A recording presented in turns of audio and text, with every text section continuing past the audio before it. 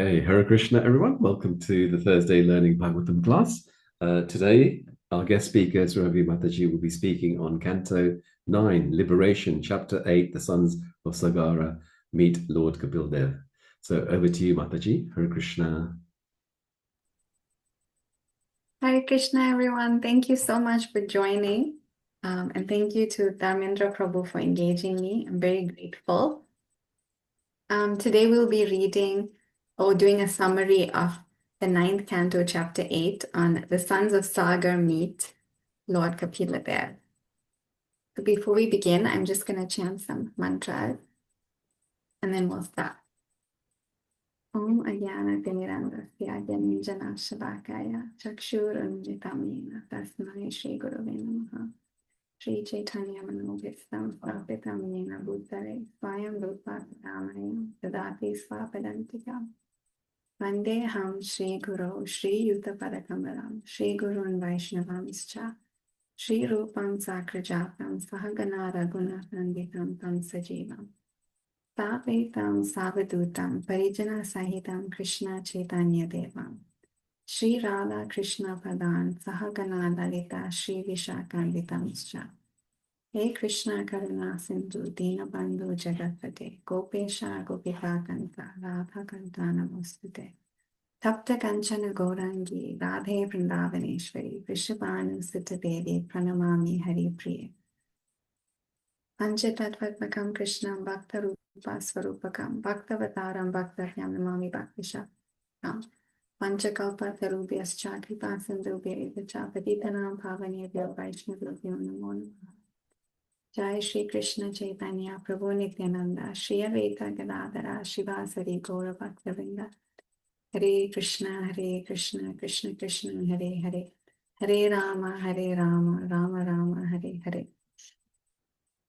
Thank you all for joining, and somehow every time I'm asked to give class, I just feel so nervous and anxious, and then I realize it's because my mood is completely wrong. I'm thinking it's all about me, but actually this opportunity to glorify the Bhagavatam is such a sacred opportunity, and I just pray that I can be just a channel for the sage's mercy to be transmitted, and that I don't concoct anything from myself into this presentation as I attempt to glorify the Bhagavatam. Thank you so much. So we're currently reading the 9th canto of Śrimad Bhāgavatam, which explores the Sun dynasty and the Moon dynasty. So currently we're hearing about the Surya Vamsa, the Sun dynasty, and it leads into the pastimes of Lord Ramachandra, which is coming in the next few chapters. So from the beginning of this canto, we've been hearing about the sons of Vaivasvata Manu, who is the 7th Manu. We know there's 14 Manus, and we're currently in the 7th one. And we've been hearing many stories in this canto. We heard about Sudyumna, who was initially a woman named Ila, and then was transformed into a man by the desire of Vaivasvata Manu and Vashishta Muni. And then later was given the boon to spend 1 month as a man and 1 month as a woman. It's a little inconceivable for us in Kali Yuga. And then later we heard about the famous pastime of Ambarish Maharaj and Durvasa Muni. And then we heard about Sobari Muni. And now we're coming to maybe a lesser known pastime. It's not like certain pastimes we've heard about so much, spoken about so much, but this pastime, maybe not so much. In the previous chapter, we were hearing about this descendants of Mandatta, who is another descendant coming down in this Sun dynasty. And now we're hearing about his descendant Rohita, and then it's continuing. So there's many descendants listed in this chapter. And sometimes we think, there's so many names, and we're never going to memorize all these names of the descendants. So what's the point reading it? But it said that just these names bring so much auspiciousness. These personalities have so much strength, so much auspiciousness. They live their lives in such a saintly way that just by reading their names even once, we get benefited. So now we are coming to the pastime of King Sagar. So this pastime begins with a personality named Bahuka, who was disturbed by his enemies and he left to the forest. Then, at some point after retiring to the forest, he left his body. And his wife wanted to accept sati when he died, as was traditional in Vedic times, that when a husband passes away, the wife naturally wants to jump into the funeral pyre with him so that they can attain the same destination. So his wife wanted to also leave her body, but the sage Orva forbade her to. He didn't allow it because she was pregnant. So she wasn't able to leave her body. And Bahuka had some other wives, co-wives, and they were envious of her because she was pregnant. So then they poisoned her. But somehow, by the Lord's arrangement, her child survived, and that was King Sagar, who later became King Sagar. He was named Sagar because it means with poison. He survived. And King Sagar did many saintly activities. He actually, it said that he reformed the many sinful clans like the Yavanas. He didn't kill them. And it's described that he made them dress differently from regular people. He had some of them shaved clean, but some of them had mustaches. Some of them he had wearing their hair loose. Some were half shaven. Some were without underwear, and some were without external garments.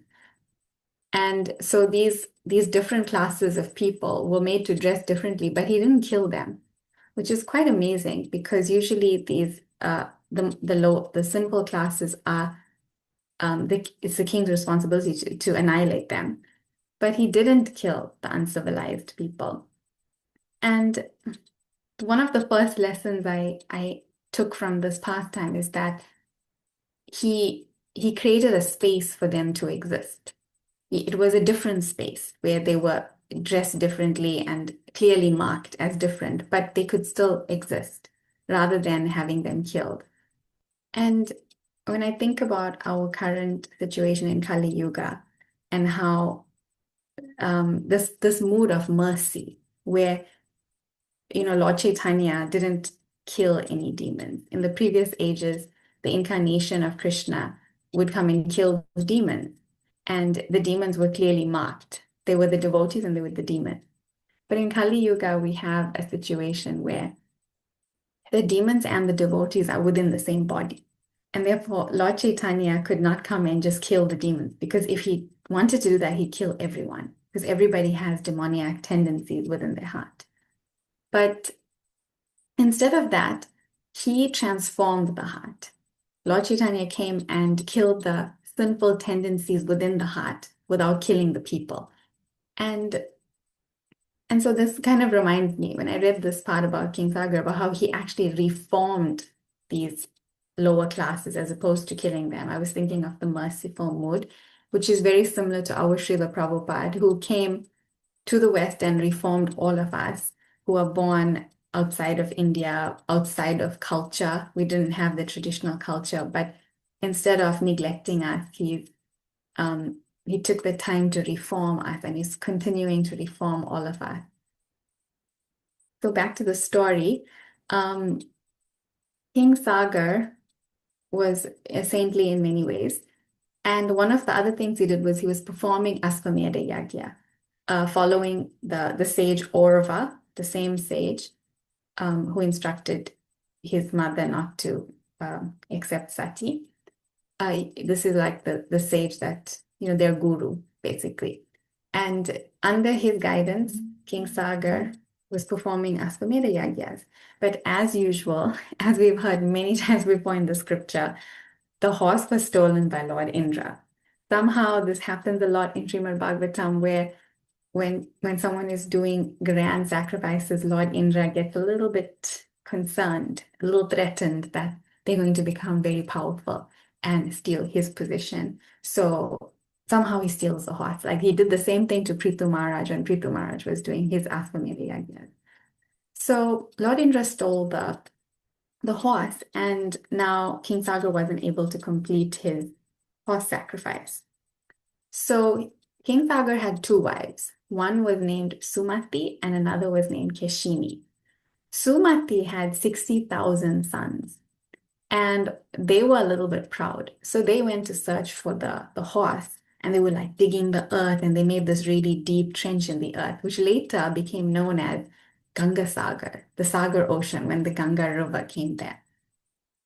So they were searching everywhere, and they saw the horse next to a big pile of earth, and next to him was the sage Kapila there, who was meditating in deep meditation. And immediately they thought, oh, he stole the horse, and they immediately accused him. And they said, here is the man who has stolen the horse. He is staying there with closed eyes. Certainly he is very sinful. Kill him, kill him. And they were shouting like this, all of them together, all 60,000, and with raised weapons. And just that offense to Lord Kapila there caused their demise. When the sage Kapil opened his eyes, because he was disturbed by that noise from his meditation broke, he opened his eyes, and then all 60,000 of them, their bodies were burnt to ashes. So the horse was still not found, and all the sons were dead. So then King Sagar's other wife, Keshini, had a son called Asamanjasa, and he had a son called Amsuman, who also went around searching for the horse. And now he saw the horse near Kapila Dev, but instead of accusing Kapila Dev of stealing the horse, he understood. He had transcendental vision, and he could see that this was Kapila Dev, the Lord incarnation. So he had a different approach. He went and instead said prayers to Lord Kapila Dev and asked for the horse in return. So Kapila Dev returned the horse, and he could kind of sense that Amsuman wasn't satisfied, like he wanted something more. So then he knew, he could read his mind, and he knew that he wanted instructions on how he could deliver his uncles who had their bodies burned up previously. So he gave them instructions and said that they could only be delivered by Ganga water being sprinkled upon them. So the horse was returned. King Sagar continued his Aswamedha Yagya, and then eventually he retired, handed over the kingdom to Amsuman, the one who found the horse, and attained the spiritual destination. And then later, much later, we'll see in later chapters of the Bhagavatam that the grandson of Amsuman, named Bhagiratha, was able to bring down the Ganges by performing severe austerities. And then the sons of Sagar, all 60,000 of them, were finally elevated by the touch of the Ganga water. So this is the basic story. This is just a summary of this whole chapter. But I wanted to focus on the lessons that I took away from this, because it is a lesser-known chapter, and you could make the mistake of thinking this is just like a filler chapter until we get to the pastimes of Lord Ram, which everybody's waiting for.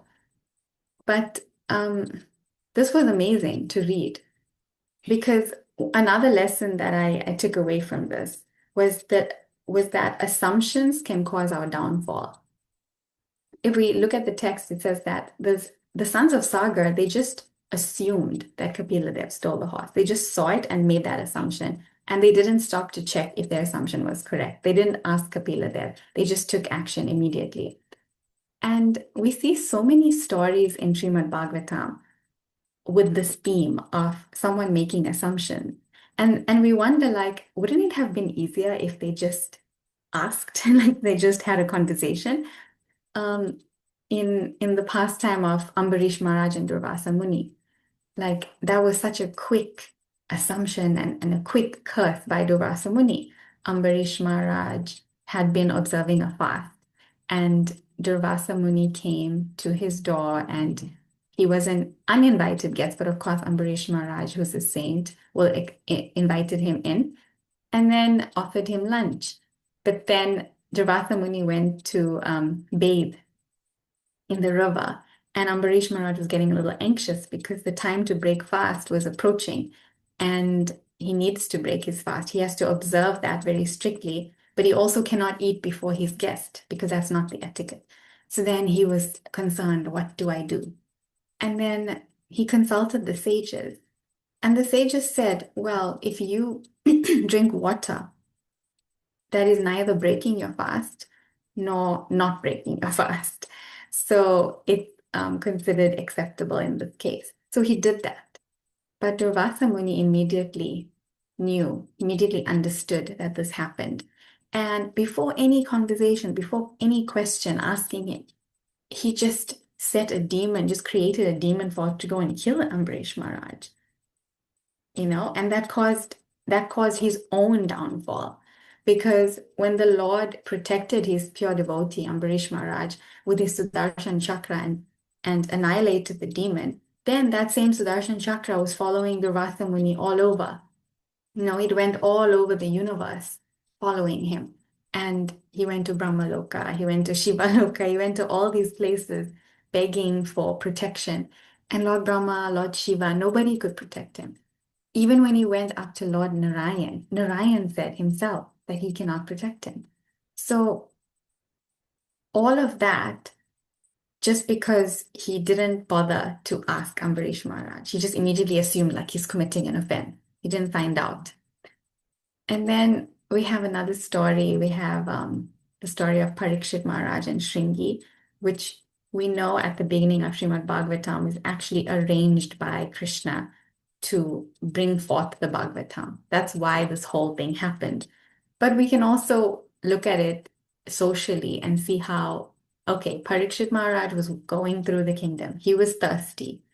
And Samika Rishi was in deep meditation. So he didn't acknowledge Parikshit Maharaj. And out of character, Parikshit Maharaj put a dead snake around Samika Rishi, which is, this is the part where it's really for the pastime to continue. It's so that the Bhagavatam can come forth. But Shringi, a child, just seeing this and then immediately curses him to death in 7 days, like for such a small offense of putting a snake on. Like he didn't ask, there was no communication. He just acted very rashly. And of course, we know we are grateful that the Śrimad Bhāgavatam has come. But for us to take the lesson that we should also not make these assumptions and jump to conclusions and be very reactive. And then we have the very famous pastime of Daksha and Lord Shiva, where this is something I could never understand, but it's amazing when you think about it, that Lord Shiva is in deep meditation and Daksha comes in and everybody, rises, they stand up to welcome him. And Lord Shiva is just in deep meditation. And there's so many thousands of people there that are acknowledging Daksha, but he notices the two that aren't, Lord Brahma and Lord Shiva. And it's fine for Lord Brahma not to because he's senior to him. But he felt like Lord Shiva is junior just because that's his son-in-law. He didn't consider that spiritually Lord Shiva is way more exalted than him. So he immediately just started cursing and criticizing openly. If you had to picture that situation today, it's amazing. Like, can you imagine being in a whole assembly and one person wakes up and just starts criticizing somebody in the audience? It would be so embarrassing. Like, we'd feel mortified. Having said that, that happens every day on social media. That's become like the Daksha Yagya of the modern age. But Daksha is just making an assumption, just assuming that the fact that Lord Shiva didn't acknowledge him or stand up when he came was because he, doesn't respect him or whatever. But he doesn't ask. He doesn't find out like what was the actual situation behind it. And then so much negativity comes from that. So much degradation comes from that. There's Sati loses her life. There's a demon that's coming and killing everyone. It's just so much like, and for Sati to lose her life just because of this, just because there was an assumption made. So the Bhagavatam has many stories like this. And we can consider in our life, this is very relevant to us and our experience in Krishna consciousness and in general life. Like, why is it wrong to make assumptions? We all do it. We all jump to conclusions and make assumptions about different things. But the main reason it's wrong is because we're not giving people the benefit of the doubt when we do. We're not allowing them to grow. We're not giving them space to grow by just assuming and having our own idea about who they are and what their intention is. We're not allowing them the opportunity to speak and change our mind or change our opinion of them. It's really just coming from our own fears of having the difficult conversations. And if we look at life in general, it's essential in our dealings with everyone, just like not just devotees, but even in the outside world, when we're working with family, whoever we're talking to, we have to learn the art of having difficult conversation instead of jumping to conclusions. And I was thinking about my own personal life. I have so many experiences of just being immature, reactive, not listening, and therefore making it difficult for anyone else to communicate with me. Just because of my lack of good communication, no one else can communicate with me. And so much of Śrimad Bhāgavatam is about communication. We see examples of unhealthy communication or lack of communication. And then we see examples of the right way to communicate. When we look at the very uplifting conversations that happen in Śrimad Bhāgavatam, like between Parikshit Maharaj and Sukadeva Goswami, which is bringing forth this whole Śrimad Bhāgavatam. It's the humble inquiry of Parikshit Maharaj and the enlightened discourse from Sukadeva Goswami. We have the same with Vidura and Maitreya. And even the Pandavas, when they were trying to come to a resolution with the Kauravas, their last resort was war. They didn't want to get into war. They didn't want it to go there. So they tried every single thing they could to meet halfway before the war. And that's an example of really like mode of goodness communication, where they're trying their best to avoid a very detrimental situation.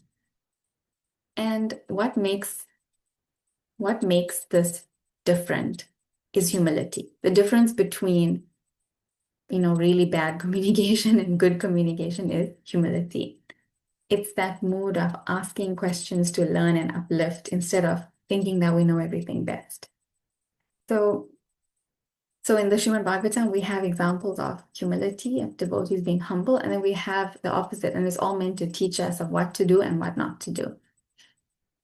The next lesson that I took away from this chapter is the effect that sinful behavior has on our own physical body. Sinful behavior increases the heat in the body, and that results in our demise. So in the text 11 of this chapter, there's in the verse and in the purport, there's this phrase Mahad Vyatikrama, which means offenses or insults to a great personality. And in Srila Prabhupada's purport, he says, the material body is a combination of earth, water, fire, air, and ether. There is already fire within the body, and our practical experience is that the heat of this fire sometimes increases and sometimes decreases. The fire within the bodies of the sons of Sagar Maharaj became so much hotter that all of them burned to ashes. The fire's increased heat was due to their misbehavior toward a great personality. Such misbehavior is called Mahat Vyatikrama. They were killed by the fire of their own bodies because of insulting a great personality. So it's interesting because there's rumors, there's different ways that people explain this pastime, but it's even mentioned here that some people think that when Kapila Muni opened his eyes after being disturbed from his meditation, that he killed them. He burned their bodies with fire emanating from his eyes. But actually, that's not the case. In these verses, in this chapter, that's not the case at all. He is completely pure. He's in Shuddha Sattva, the mode of pure goodness. There's no way that passion and ignorance in the form of anger can even touch him. So there's no way he can do something like that. He's the one who brought forth Sankhya philosophy. So he has no friends and no enemies, no enmity towards anyone. So how could he do something like that? It was actually their own offense which killed them. They were offensive towards him. by trying to kill him, and then that's what burned up their own body. So this point of offenses is also very seriously discussed and expanded upon in the Śrimad Bhāgavatam. We have so many different examples of the different types of offenses, especially in the ninth canto. I think this canto, it's like this pastime after pastime where people are being offended. Like we mentioned about Ambarish Maharaj and Durvasa Muni. And in that story, Durvasa Muni committed such a grave offense that he traveled throughout the whole universe and nobody could protect him. Like Brahma couldn't protect him, Lord Shiva couldn't protect him. Even Lord Narayan said, I cannot protect you. You have to be forgiven. You have to ask for forgiveness from the devotee. And what did Lord Narayan tell him? He said, Sadhavo hirdayam mayam, sadhunam hirdayam tvaham, mad anyatena jananti, naham tevyo managapi. The pure devotee is always within the core of my heart, and I am always in the heart of the pure devotee. My devotees do not know anything else but me, and I do not know anyone else but them. So Lord Narayan is basically telling him how important his devotees are to him, that if you offend them, there's nothing I can do because they are so important to me. And therefore, Durvasa Muni had to go and beg forgiveness. And so that was another example of how Ambarish Maharaj, as a saintly personality, did not actually take offense because he's so saintly. But it's the person who's offending, that's the one that gets hurt. So in this way, Lord Kapila did not actually get upset by them and their accusations. He wasn't offended. But their offense of accusing him killed them. Just like Ambarish Maharaj was not upset. But Durvasa Muni's offense made him have to run away from the Sudarshan Chakra all throughout the universe. So we have other examples of offenses that happen to Vaishnavas in the Śrimad Bhāgavatam, like the past time you would have just read on Sobari Muni and his fall down. And what was the cause of his fall down? The immediate cause was that he saw a fish copulating. He was underwater for many, many years doing austerities as a very strict, serious sadhu. And then he saw fish copulating, and then suddenly he became bewildered and wanted to enjoy materially sense gratification with women. And someone may look at that and think, does that make sense? How does seeing two fish copulate, like how would that affect him so much if he's such a serious practitioner? But Vishwanath Chakravarti Thakur says that actually it wasn't just that one experience. It's that he had caused an offense to Garuda, who's one of the greatest devotees, because he's the carrier of Lord Vishnu. And that offense is what led to this fall down. So he banned Garuda from eating the fish that were in that part of the Yamuna where he was living. So he chose to protect the fish and basically ban Garuda from coming there. And because he impeded Garuda, that was considered an offense. And then later on, he fell. Because offenses to Vaishnavas actually magnify our weaknesses. So something that would not make us fall down, we become so weak that we do fall down because of our offenses. And this was an example of how Sobari Muni was just insensitive to how Garuda was feeling, or his plan or his idea of how he was going to eat. He was really stopping him from eating. And then that leads to fall down. So we hear time and time again about how dangerous it is to commit offenses towards devotees, especially towards the Lord himself, like here with the offense of the sons of Sagar to Lord Kapila Dev, such that they could only ever be elevated by Ganga water. Until that came down, they were not in a good position. It said that offenses to devotees freeze our spiritual bank account.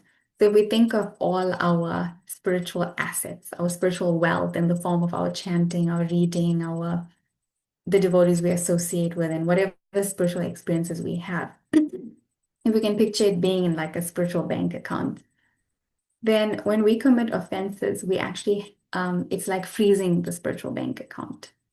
The assets are still there, but we have no access to them. And therefore, we can't relish the joy and the bliss of Krishna consciousness because of our offensive mentality. We see this example in Chaitanya Charitamrita, in this story of Rupa Goswami, where he's just absorbed in the pastimes of Radha and Krishna. So he's meditating, and he's actually, because he's Rupa Manjari, he's actually experiencing that pastime in his mind, and he's relishing it. And so he ends up laughing or, making some kind of gesture. And at that exact moment, a disabled person walked past him and assumed that he's laughing at him. And therefore, that person was offended. So Rupa Goswami had unknowingly offended the disabled person. But immediately, his meditation was disturbed. He couldn't be absorbed anymore. And he knew something's wrong, because he can't feel that absorption in his spiritual practice. And then so he goes to Sanatan Goswami and he tells him what happened. And Sanatan Goswami says, you must have caused an offense to someone. And then he had to go and find out who that person is and had to ask forgiveness. So even unknowingly, if we offend people, it affects our spiritual life so much. So imagine how much worse it is when we knowingly or intentionally hurt or criticize or offend the devotees in any way. There's so many stories in Śrimad Bhāgavatam about this topic because it's so important that we learn to avoid offenses, but also so that we learn that we need to become sensitive and personal. We need to develop personal relationships with people. We need to improve that. And that's why it's important to avoid the offenses. There's this verse that I read long ago in a text called Bhagavat Vyanjanam, which says, even though one may attain great heights in life, and even though one may hold the Lord very close to one's heart, one will certainly fall if one disregards and hurts the devotees who are surrendered to the Lord. So it just shows us how it's not actually possible for us to progress spiritually if we are in the process of causing offenses. If we're insensitive, we cannot advance, because Krishna consciousness itself is about loving relationships. It's about being personal. This is a personal movement. This is a personal process. And Krishna is always reciprocating with us, and therefore we want to reciprocate with him by having good dealings with everyone. In one of the verses in Śrimad Bhāgavatam, he said, I am so pleased with you because of your friendly relationships with each other. So that was in the 4th canto. So it's important for us to learn this. And I'm speaking mostly to myself here because I know I have in personal experience, I have so much of immaturity, and especially correcting others out of place or thinking that I'm doing the right thing. Like sometimes we may think, well, I'm correcting someone and they need to be corrected, so it's not an offense. But actually, if in the process of correcting someone or doing the right thing, I'm causing an offense and actually I'm doing the wrong thing, it shouldn't be. There's no such thing as doing the right thing and at the same time causing offenses. So we have to think, are we the right person to correct someone? Are we the right person to tell them how to live? Most of the time, we're not. If you really think about it, most of the time, we're not. Sometimes, even if it's our duty, we feel like, okay, it's our duty, so we'll do it. But I know devotees where it is even their duty, but they're still very, very, very cautious. They're extremely cautious about how they interact, because just because it's our duty doesn't mean we're not going to just necessarily get the karma for it, or we're going to, unknowingly offend someone, and then our spiritual life will be ruined. So that's one big lesson that we get time and time again in Śrimad Bhāgavatam. And towards the end of this chapter, when Amsuman comes face to face with Lord Kapiladev, and he can recognize that this is the Supreme Lord, his prayers that he recites are all so profound. They're all about how we are not able to see God while we're under the modes of nature. And he's subtly referring to his uncles here, because his uncles had committed an offense, but instead of bringing it right out and saying it to Kapila there, he's saying basically they couldn't see you because they're under the modes. And that's quite natural. Nobody can identify or recognize the Supreme Personality of Godhead whilst being under the modes of material nature. Because the modes of material nature are like a contamination on us, goodness, passion, ignorance, whatever it is, we are at varying levels contaminated. And that's why in verse 22, there's mention of keeping external and internal cleanliness. And in the purport, Srila Prabhupada writes that very famous verse that we say at all initiation ceremonies and basically all the time, apavitra pavitro va sarvavastam gatopi va yasmare pundarikaksham sabaya vyantara suchi. Which means we need to purify ourselves internally and externally. Srila Prabhupada writes, to keep ourselves externally clean, we should bathe 3 times daily. And for internal cleanliness, we must cleanse the heart by chanting the Hare Krishna Mahamantra. The members of the Krishna consciousness movement must always follow this principle, Bhaya Bhyantara Suchi. Then it will one day be possible to see the Supreme Personality of Godhead face to face. It's an easy thing to understand that we are conditioned. Our senses are conditioned. We cannot perceive anything in actuality. I was just doing a temple tour yesterday for our university students who've never really been to the temple or brand new in Krishna consciousness and are unfamiliar with deities. They're not from an Indian background. But they could even understand when I said, our eyes cannot see God. Right now, with our present eyes, we cannot see God. And therefore, we have to purify ourselves in order to be able to see God. And we're fortunate that the Lord comes in the form of the deity, such in a form that we can actually see, because we cannot see Krishna in the spiritual world. But if we, through the process of chanting, through the process of deity worship, through the process of Krishna consciousness, can practice and purify our senses, then someday we can see Krishna face to face.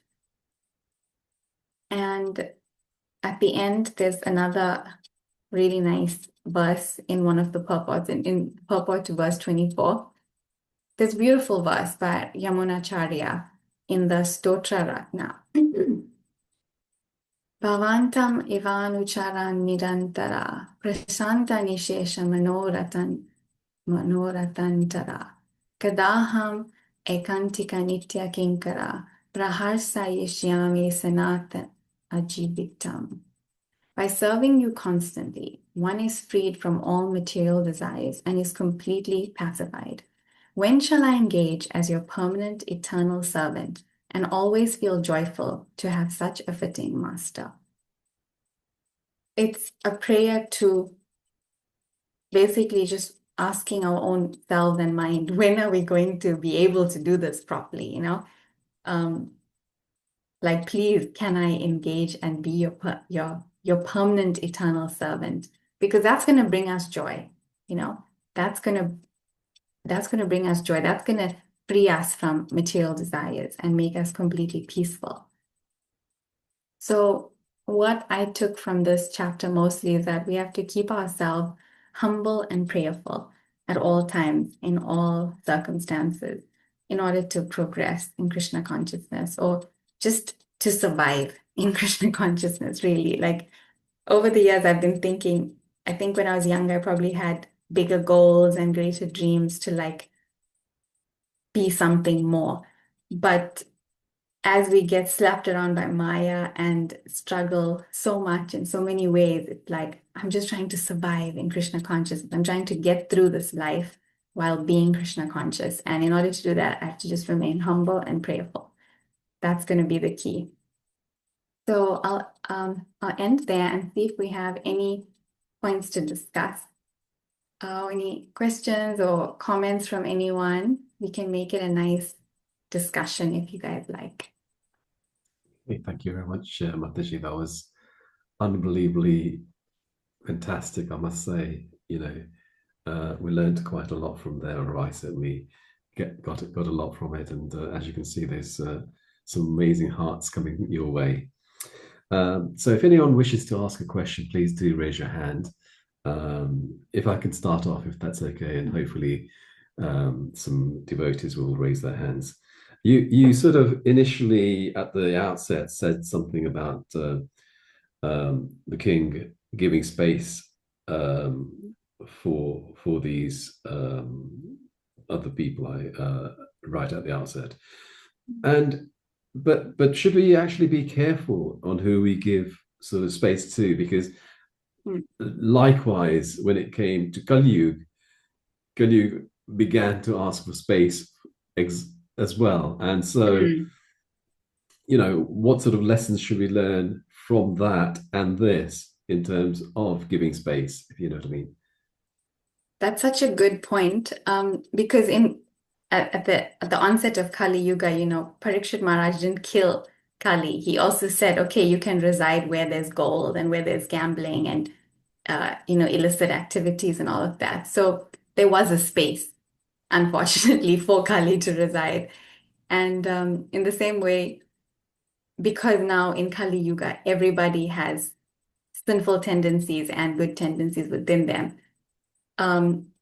We naturally have to be much more accommodating, but of course, with intelligence. Like there's the example of how when you see a tiger, you know that it's a spirit soul, but you don't go and treat it like your best friend or like you would with your family. So we naturally have to have boundaries with who we trust. We have to be intelligent about who we allow into our personal space. We have to have levels and circles of trust, the inner circle, and then they're like the general population. And then in very severe cases where there's illegal things going on and where people are just doing really, really sinful things, then we have to let the government handle it. The government is there for this purpose of protecting the citizens. And that means we have to, allow them to protect the citizens. If someone is doing something really bad, they have to be put into a different space. Sometimes that space means jail. So for the protection of everyone. Yeah. Okay. I'll just ask one more, and I'm hoping this is my final one. So please do raise your hand, by the way. Okay. So we've talked about the king's wives and the 1,000 sons and the other son that he had. It's sort of interesting about consciousness in this case, where two families who have been brought up sort of in the same sort of community, same father, etc. But yet their consciousness is slightly different. So how does that sort of add up in a sense? Because obviously you would have thought that the consciousness of both children would be similar, although they had different mothers. But one would think that there shouldn't be that sort of differences. Yes, it's true. It says that Amsuman and his father was always, doing welfare work, always trying to assist the king. And then you can see with the 60,000 other sons that he had, they were trying to help. They were trying to find the horse for their father. But due to their conditioned nature, they were also proud and therefore made grave mistakes. We see the similar thing in the pastime of Dhruva Maharaj because his father had two wives, Suruchi and Suniti, and both of them were very different temperaments. So you can see how the wives also contribute. Like if they have different temperaments, then their children are going to end up different. And so Suruchi was, envious and like bragging about her superiority. And then Suniti was like, really saintly and know off the scriptures.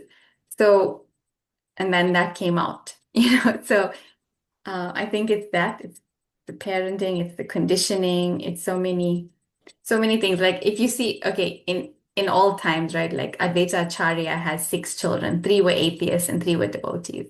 Srila Prabhupada has children, and some of them weren't devotees, some of them were favorable. It's hard because parenting is hard anyway.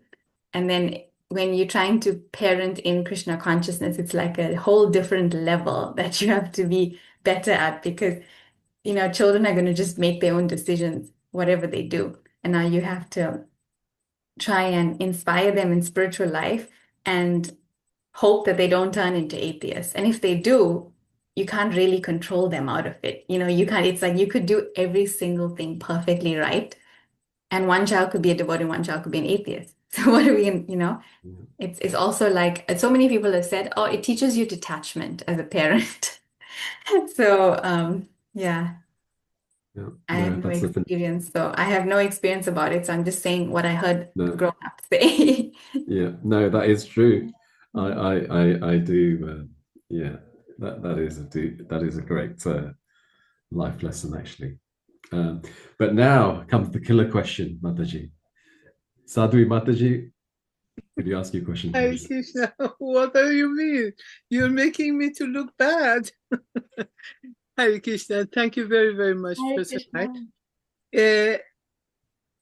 Why is that Lord Indra sterning so many times, sterning things? Is it because he wants to have to create pastime for Lord Krishna, or is it really his own pleasure to do these things? Why he's doing so many things? Such an excellent question.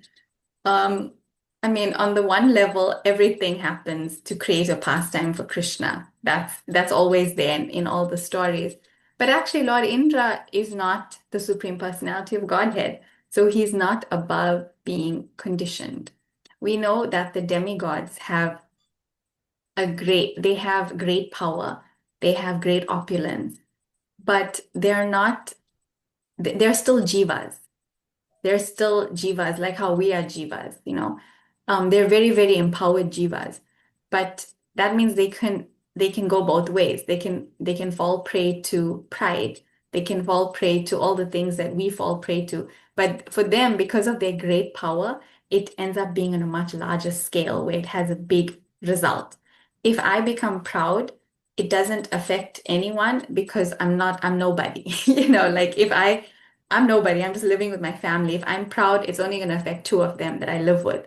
But if Lord Indra is proud, then, he's going to send the Samvartika cloud and try to destroy the whole of Vrindavan, destroy all the cowherd boys and Krishna and his friends because he's powerful. So in this way, he's, threatened as we can relate. If I'm at my job and I'm, the best software developer in the company, and someone else comes and they're suddenly like equal to me. They don't have to be better, but they have to be equal. They have to have the same set of skills as me. And then suddenly I'm threatened, like, what's going to happen to me? Everyone's going to like this person better. They're not going to. So this is just in my small world. So Indra, if anyone does Ashwamedha yagas, they get the auspicious, they get power, they get more and more empowered by the sacrifice they're doing. So if someone does the same amount as him, it's like, okay, now he's afraid for his position, he's afraid he's going to be replaced. So we saw that in the times when he stole, we saw that in the Govardhan Leela pastime where he's really just afraid that, they're not worshiping him, they're worshiping Govardhan. So like he's replaced in some way. So I think there's many reasons why these things happen. Firstly, it's the Lord's pastime. Secondly, it's he's actually conditioned sometimes. Most of the time he's acting as the king of heaven, very powerful, amazing. But then sometimes even he too has the experience of surrendering to the lower nature, which we surrender to probably all the time, but sometimes he surrenders to it too. And then for us, it's a lesson to teach us that if someone so great can also be bewildered, then what chance do I have? How can I be proud if someone who's so far greater than me is struggling to be in higher consciousness all the time? I can't be proud in my spiritual practice because I'm no one, And we see this even with Lord Brahma. Lord Brahma is the creator of this universe, but even he has made some mistakes. Even he has doubted Krishna in the Brahma Vimohan Leela where he stole the cowherd boy. That was also a very grave mistake of him. And then the situation where he actually became attracted to his own daughter, which was in the third canto of Śrimad Bhāgavatam. Those are mistakes. So those are lessons for us, and that's lessons for him also, to know that anyone in any position can surrender to the lower nature that can, have a fall down, we could say, in some way, or make mistakes. So that's what we meant to take away from these incidences. May I ask a follow-up question, please? Yeah. We know that what we are talking about, that not to offense, not to be careful how you talk, and so on and so on. Or demigod also get kind of, I don't want to call it karma, but still it's karma. They do they get also lessons for what they do? Yes. Yes, they get lessons. I mean, the demigods live in a place where they have very great enjoyment. The heavenly planets are just, the enjoyment is very easy for them. But I mean, we've also seen the difficulties the demigods have gone through, like when the demons are flourishing, when Hiranyakashipu was doing his austerities and all the demigods were shivering and shaking, like what's going to happen? We have to do something. When Hiranyakashipu and Hiranyaksha were like ruling the earth in one sense. So it's not always easy for them. And they do learn their lessons. But one thing, because the demigods are more in the mode of goodness, in all the scriptures, when we read the pastimes, we can see that they come to their senses very quickly. Like, it's not like us. Sometimes with us, we can completely fall flat on our faces with something. Like we can get a hard lesson hit, but we won't have the humility to admit, I was wrong, and this is why this happened to me. Like I did the wrong thing, and that's why I experienced this. We'll still be saying, no, but this person did this to me, and this person, I can't believe this happened, and I was going through such a rough time, and that will be our narrative. And then we'll distance ourselves, we'll create feuds with people, even though we did the wrong thing. Whereas the demigods, like Indra, after Govardhan Leela, he was so remorseful. He understood this was a big mistake. Lord Brahma also, after he stole the cowboys, he understood. So they learn the lesson and then they switch, So they may make more mistakes in the future, but they learn the lesson again very quickly. It's very different from us actually, because we have defensiveness. We want to prove that we're right. We want to make an excuse instead of just saying, I was wrong. Thank you.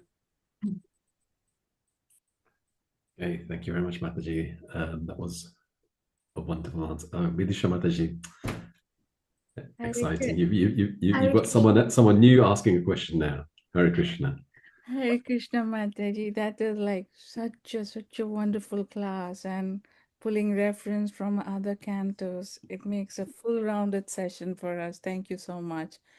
So somewhere as you were explaining, and it was kind of summaries of other cantos, is it like Bhagavatam is telling us the superiority of the true Vaishnavas? So it is telling the true Vaishnavas are superior even for the most exalted rishis and Indra and any other kind of administrator or demigods, whichever name we call for. Because it feels like they have been entrusted with the responsibility of showing maximum compassion or helping others to be absorbed from all kinds of sins and everything. Because I don't think like the number of times, as you were explaining about Indra, it feels like so much like Kali Yuga thing, that what we do. It feels like so much like that. But again, he surrenders all the time. And yeah, so it feels like all the cantos that we have been going through and the references, it feels like there is a grand pattern going on, like the superiority of true Vaishnavas. Am I understanding it correctly? Yes, definitely. in that verse I quoted where Krishna says that I am in the heart of my pure devotees, and my pure devotees are in my heart always. I'm always thinking of them, and they're always thinking of me. So you can understand that pure devotees are so dear to Krishna. They are extremely dear.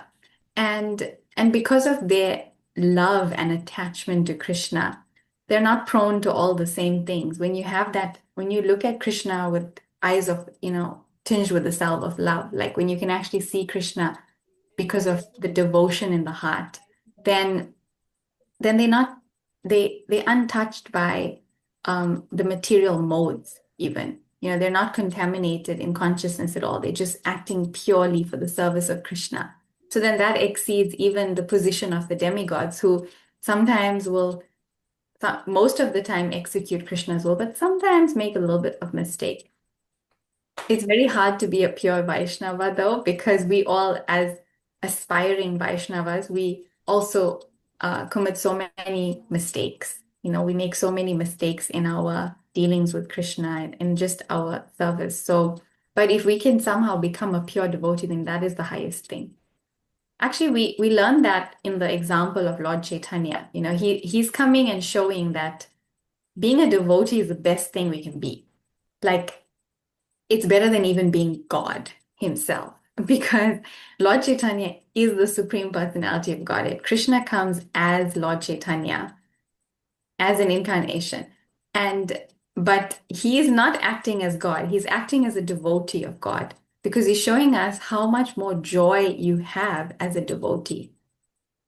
Like, Krishna cannot experience the full extent of joy of being a devotee. So he comes as Lord Chaitanya to experience it. So then you know that being a devotee is the highest thing, being a pure. And then to get to the point of pure devotee would be wonderful. Thank you so much. Thank you, Hare Krishna. Hare Krishna. And Sadhu Mataji, you've got another question. Yes, please. I'm so sorry. There's something that I'm just curious to understand it, is that verse 3, Bahuka died when he was old and his wife was pregnant.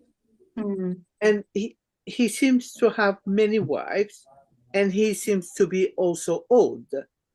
Is there any explanation why they get to marry to so many women and in old age? In the scripture, you see some of this, actually, that there'll be like an older king with young wives. In ancient times, kings were allowed to have multiple wives, but the condition was that they have to perfectly take care of their wives. So they must be able to provide for all their wives. It's not that they just enjoy sense gratification with their wives. They're actually accepting wives so that they can take care of more wives. In terms of, the wife being younger, him being older, you get different stories have this, earlier in the Bhagavatam, we had the story of Chaivana Muni, who is like old, and then he was with a young princess. So it was like these things happened in the scripture. And of course, they were able to have children.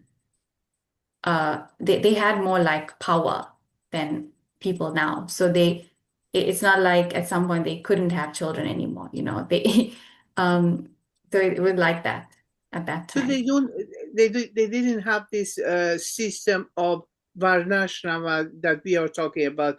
When you are in a certain age, you do something, other age, you do something else, and when you come to higher older age, and so on and so on, right? They don't have it? They had the system of varnashram, because you can see the king at some point he's retiring. And that's that's what the king is meant to do. They're not meant to rule their country or the earth until they die. They're meant to at some point leave and go to the forest. But in terms of when that age, when it would happen, it would be a bit different from right now, because right now in Kali Yuga, we have 100 years. That's like the maximum lifespan. And then so we break it up. 25 years brahmachari, 25 years of grihastha, 25 years of vanaprastha, and 25 years of sannyas, even though that's not super rigid, because very few even live up to 100. So it's like we try our best in Kali Yuga, but these are previous ages also. So it's a little bit different the lifespan is different. And so the ages in which they accept these different orders is also different. I remember I read somewhere in one of the cantos that it was a person who was old, and he got his son age to himself just Yes, to Gayati. that. Yes, just and I was, wow, what is it? Yeah, just so he could enjoy, he could Yeah. have enjoy. Thank Yeah. Thank you very much. Thank you. Hare Krishna.